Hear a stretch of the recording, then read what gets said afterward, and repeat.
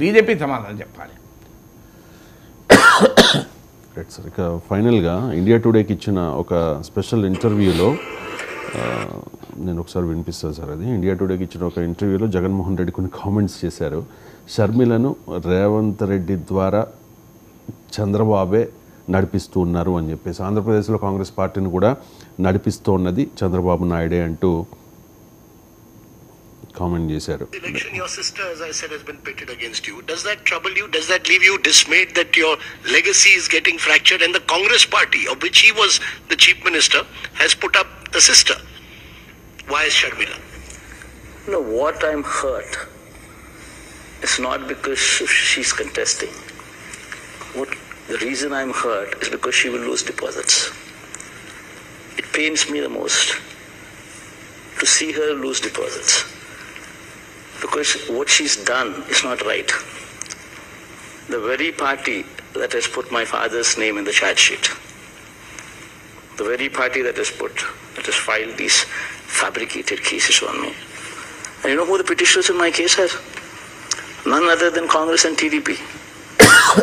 And today, you know who's driving my sister or the Congress party in the state? None other than Chandrababu Naidu through Revanth. You're making a very serious allegation. షర్మిలను నడిపిస్తోంది Revanth. ఇప్పుడు షర్మిలను చంద్రబాబు నడిపిస్తున్నాడు అన్న ఆరోపణ ఒక dimension, కానీ చంద్రబాబు రేవంత్ నడిపిస్తున్నాడు అంటే Revanth Reddy Andhra Pradesh Congress party అధ్యక్షులు ఎవరు డిసైడ్ చేస్తారో రేవంత్ రెడ్డి చేతిలో ఉంటుందా? రేవంత్ రెడ్డి తన మనసులో పటేల్ రమేష్ రెడ్డికి నల్గొండ సిటీ ఇప్పించుకోలేదు, సూర్యాపేటలో హామీ ఇచ్చి, అవునా కదా? సో రాజకీయాల్లో ఎలా ఉంటుంది అంటే, మీకు తెలంగాణలోనే తన వాళ్ళందరికీ మంత్రి పదవులు ఇప్పించగలరు రేవంత్ రెడ్డి. ఆంధ్రప్రదేశ్లో ఏం చేస్తారో తర్వాత ఉంది.